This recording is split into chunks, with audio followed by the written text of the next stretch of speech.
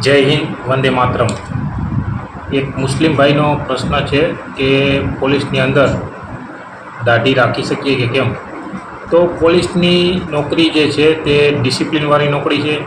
તમારે દરરોજ ડિસિપ્લિનની અંદર તૈયાર થઈને જ નોકરી પર કે ફરજ પર જવાનું હોય છે।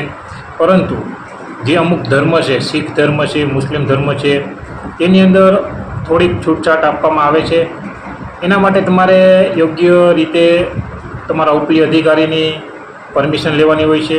તો જ્યારે તમે નોકરી પર લાગો ત્યારે તમે યોગ્ય રીતે તમારા ઉપલી અધિકારી પાસેથી લેખિતમાં રજૂઆત કરી અને તેની પરમિશન લઈને તમે દાઢી રાખી શકો છો। અને શીખ ધર્મની અંદર જે લોકો આવે છે તે લોકો પોતાની જે પાઘડી હોય છે તે પહેરી શકે છે। આમ પોલીસ ડિપાર્ટમેન્ટની અંદર તમારે દાઢી રાખવા માટે લેખિતમાં તમારા જે ઉપલી અધિકારી હોય છે તેની પરમિશન લેવી આવશ્યક છે। ત્યારબાદ જ તમે દાઢી રાખી શકો છો।